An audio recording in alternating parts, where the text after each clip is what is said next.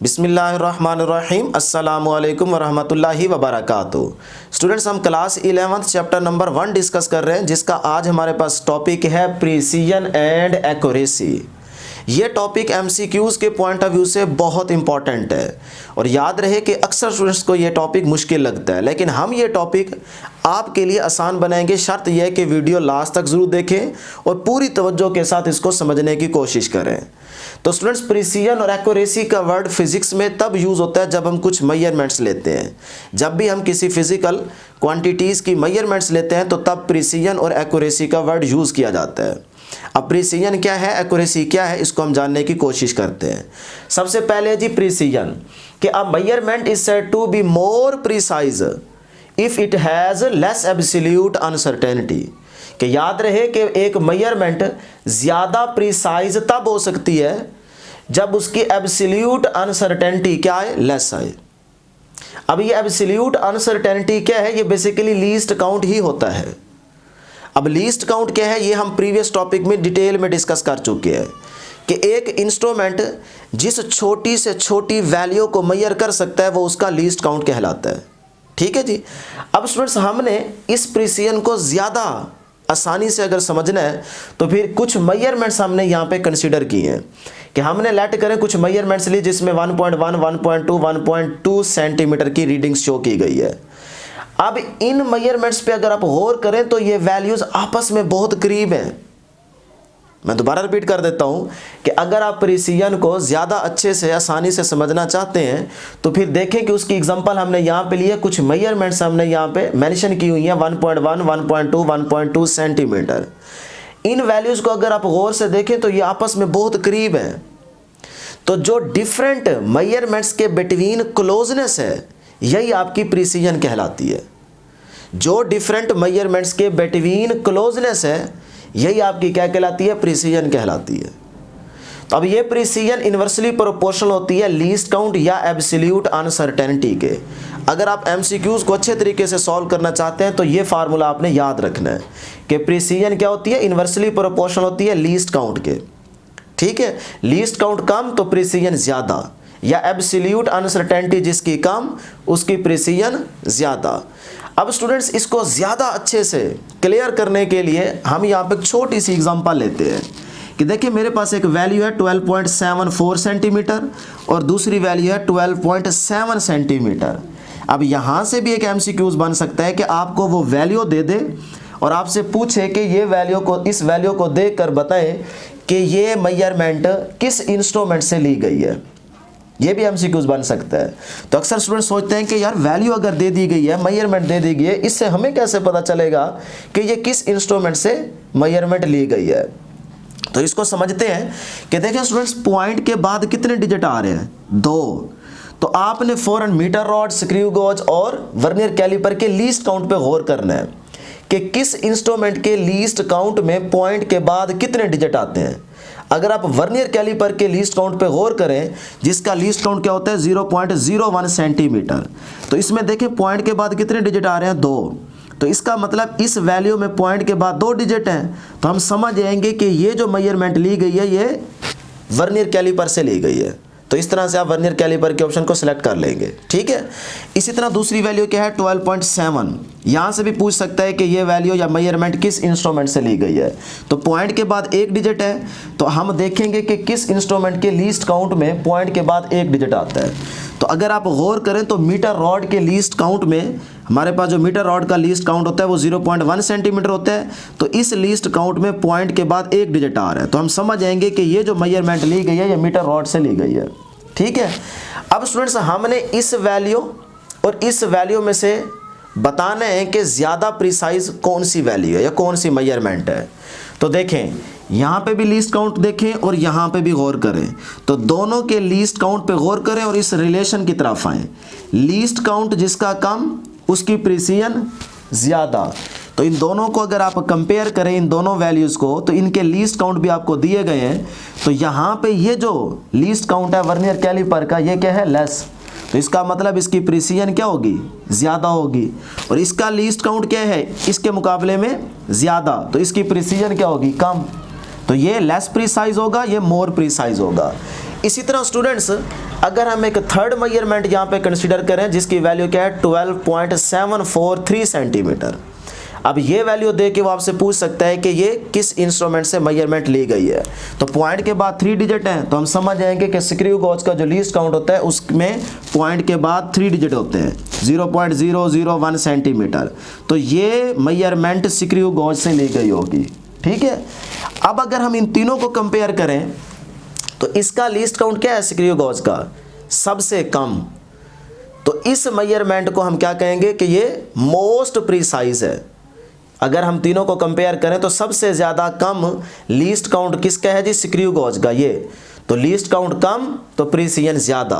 तो इस केस में हमारे पास प्रीसिजन क्या होगी, ज़्यादा होगी थर्ड वाले केस में, ठीक है। तो ये थी स्टूडेंट्स हमारे पास प्रीसिजन, इतना ही आपने इसको याद रखना है। अब हम चलते हैं एक्यूरेसी की तरफ कि एक्यूरेसी क्या है।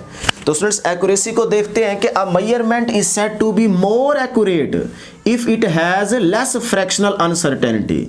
कि याद रहे कोई भी मेजरमेंट ज़्यादा एक्यूरेट तब हो सकती है जब फ्रैक्शनल अनसर्टेनिटी क्या होगी, लेस होगी। या यहाँ पे आप परसेंटेज अनसर्टेनिटी का वर्ड भी यूज़ कर सकते हैं, उसको मैंने यहाँ पे मेंशन किया हुआ है, ठीक है। जब फ्रैक्शनल अनसर्टेनिटी लेस आएगी तब मेजरमेंट आपकी क्या होगी, ज़्यादा एक्यूरेट आएगी। तो अब इसी चीज़ को ज़्यादा आसान करके समझने की कोशिश करते हैं कि कुछ मेजरमेंट्स हमने यहाँ पे कंसीडर की हैं 1.1, 1.2, 1.22। अब यहाँ से हमें कैसे पता चलेगा कि हमारी कौन सी मेजरमेंट जो है वो मोर एक्यूरेट है या एक्यूरेट है, या किस वैल्यू की मेजरमेंट की एक्यूरेसी ज़्यादा है। तो अब स्टूडेंट्स एक्यूरेसी को ज़्यादा क्लियर करना है हमने इस बात से कि याद रखें जो आपने डिफरेंट मेजरमेंट्स ली होती है सबसे पहले उस मेजरमेंट्स का एवरेज लें। अब हम सारी वैल्यूज़ का एवरेज लेते हैं तो हमारे पास एवरेज आता है 1.2।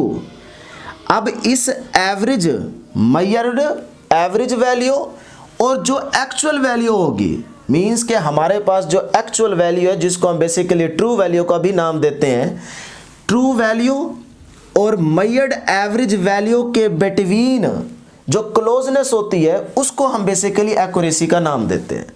अब देखें हमारे पास एवरेज मेजर्ड वैल्यू ये आ गई और एक्चुअल वैल्यू ये है, इन दोनों के बिटवीन जो क्लोजनेस होगी उसको हम एक्यूरेसी का नाम देते हैं। तो इन दोनों के बिटवीन क्लोजनेस तकरीबन हमारे पास 1.22 बन रही है। तो ये जो 1.22 है ये हमारे पास क्या है, एक्यूरेट वैल्यू है। तो इस तरह से अगर आप याद रखेंगे ये छोटी सी एग्जांपल तो आपको ये एक्यूरेसी याद रहेगी, भूलेगी नहीं। अब स्टूडेंट्स लेस परसेंटेज अनसर्टेनिटी भी यहाँ पे आप वर्ड यूज़ कर सकते थे, लेकिन परसेंटेज अनसर्टेनिटी कैसे आप फाइंड करते हैं और फ्रैक्शनल अनसर्टेनिटी कैसे फाइंड करते हैं, इसका फार्मूला यहाँ पे देख ले कि फ्रैक्शनल अनसर्टेनिटी अगर आपने फाइंड करनी हो तो least count divide by measured value, और अगर परसेंटेज अनसर्टेनिटी निकालनी हो तो least count divide by measured value multiply by 100। तो अब स्टूडेंट्स यहाँ पे एक्यूरेसी का रिलेशन याद रखिएगा कि एक्यूरेसी इनवर्सली प्रोपोर्शनल है फ्रैक्शनल अनसर्टेनिटी या परसेंटेज अनसर्टेनिटी के, कि अगर फ्रैक्शनल अनसर्टेनिटी लेस है तो फिर एक्यूरेसी क्या होगी, ज़्यादा होगी। इस बात को हम एक छोटी सी एग्जांपल से समझते हैं ताकि हमें क्लियर हो जाए। बुक वालों ने यही एग्जांपल यहाँ पे मेंशन की है कि अगर हमारे पास एक इंस्ट्रूमेंट से हमने किसी भी चीज़ की लेंथ मेजर की है और उसकी वैल्यू क्या आई है 25.5 सेंटीमीटर, और फिर एक वैल्यू हमारे पास आई है 0.45 सेंटीमीटर। अब हमने बताना है कि ये वैल्यू किस इंस्ट्रूमेंट से ली गई है। अगर आप यहाँ से गौर करें तो 25.5 है, पॉइंट के बाद एक डिजिट आ रहा है, तो मैं समझ जाऊँगा कि ये हमने जो लेंथ मेजर की है ये मीटर रॉड से की होगी। तो मीटर रॉड का लीस्ट काउंट कितना है, 0.1 सेंटीमीटर। इसी तरह यहाँ पे देखें पॉइंट के बाद 2 डिजिट हैं, तो मैं समझ जाऊँगा कि ये वर्नियर कैलिपर से रीडिंग ली गई है। तो वर्नियर कैलिपर का लीस्ट काउंट क्या होता है, 0.01 सेंटीमीटर। अब स्टूडेंट्स यहाँ से हमने बताना है कि कौन सी वैल्यू ज़्यादा एक्यूरेट है, किसका आंसर एक्यूरेट आ रहा है। तो यहाँ से पहले आप फ्रैक्शनल अनसर्टेनिटी या परसेंटेज अनसर्टेनिटी फाइंड करें, तो परसेंटेज अनसर्टेनिटी का ये रिलेशन है least count divide by measured value, तो least count divide by measured value multiply by 100, तो आंसर आया 0.4%। इधर से भी वही काम 0.01 लीस्ट काउंट है और divide by measured value multiply by 100, तो आंसर आया 2%। अब यहाँ से आप परसेंटेज अनसर्टेनिटी को कंपेयर करें, लेस कौन सी है, ये 0.4 आंसर छोटा है ना, तो परसेंटेज अनसर्टेनिटी इस केस में क्या आ रही है, लेस, तो एक्यूरेसी क्या होगी इस केस की, ज़्यादा। तो मैंने यहाँ पे मेंशन किया हुआ है मोर एक्यूरेट और यहाँ लिखा हुआ है लेस एक्यूरेट। तो इस तरह से आप एक्यूरेसी को अंडरस्टैंड कर सकते हैं। अब याद रखिएगा, बड़ा इंपॉर्टेंट एमसीक्यूज है कि रिमेंबर दैट प्रिसीजन हमेशा इंस्ट्रूमेंट की होगी और एक्यूरेसी हमेशा मेजरमेंट की होती है। एक्यूरेसी इंस्ट्रूमेंट की नहीं होती, मेजरमेंट की होती है, ठीक है। अब यहाँ पे स्टूडेंट्स इस पूरा टॉपिक को जो हमने डिस्कस की है उसी से रिलेटेड कि कितना आपको समझ आया है उसका हमने यहाँ पे एक एमसीक्यूज तैयार किया हुआ है। अब ये अक्सर एमसीक्यूज एंटी टेस्ट में आता है कि आपको वो इस तरह की कोई एक डायग्राम दे देगा और आपसे पूछेगा कि इस केस में बताएं कि प्रिसीजन क्या है और एक्यूरेसी क्या है। मैंने तो यहाँ पे उनके आंसर मेंशन किए हुए हैं, लेकिन वहाँ ऑप्शंस में आंसर होंगे, आपने सेलेक्ट करना होगा डायग्राम को देख के। तो सबसे पहले इस डायग्राम पे गौर कीजिएगा कि ये जो ब्लू कलर का आपको सर्कल नज़र आ रहा है, ये बेसिकली इस रीजन का हमारे पास टारगेट है जहाँ पे आपने निशाना लगाना है, ठीक है। और ये हमारे पास एक ब्लैक रीजन सेलेक्ट किया गया है जिस रीजन का टारगेट ये है। अब इस टारगेट पे मैं आपसे कहता हूँ कि यहाँ पे आप निशाना लगाएं कि जो भी आप बुलेट छोड़ें गन से वो यहाँ लगे, इस टारगेट में हिट करे। तो आपने पहला निशाना लगाया, वो यहाँ पे नहीं लगा, मिस हो गया, बल्कि यहाँ जाके लगा है। फिर आपने दूसरा लगाया, वो यहाँ लगा है, तीसरा यहाँ लगा है, चौथा यहाँ लगा है। अब ये निशाना जो आपने यहाँ पे लगाया है, इस डायग्राम को देखकर आपने बताना है कि यहाँ प्रिसीजन क्या है और एक्यूरेसी क्या है। तो स्टूडेंट्स याद रखिएगा कि प्रिसीजन का अभी हमने पीछे मीनिंग क्या ली है कि आपस में वो मेजरमेंट्स कितनी क्लोज हैं।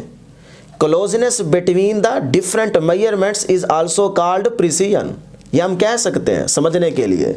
तो अब यहाँ पे देखें, ये जो आपने निशाने लगाए हैं ये आपस में करीब नहीं है, पहला यहाँ, दूसरा फिर उस निशाने से दूर जाके लगा है, फिर तीसरा यहाँ लगा है, चौथा यहाँ लगा है। तो ये जो निशाना आप लगा रहे हैं ये टारगेट पे भी हिट नहीं कर रहा।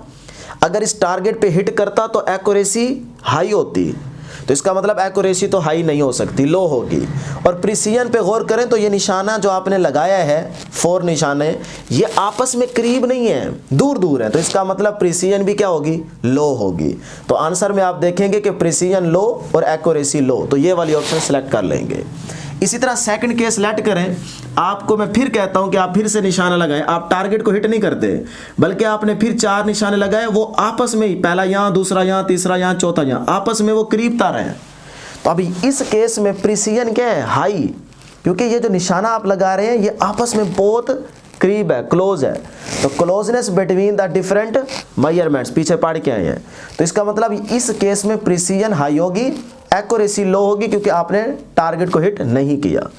इसी तरह थर्ड डायग्राम देखें कि आप टारगेट को तो हिट कर रहे हैं, लेकिन जो आप निशाना लगा रहे हैं वो आपस में करीब नहीं है। बेशक वो टारगेट पे लग रहा है लेकिन आपस में करीब नहीं है, तो इसका मतलब एक्यूरेसी हाई होगी क्योंकि आप टारगेट को हिट कर रहे हैं, और प्रिसीजन क्या होगी, लो होगी।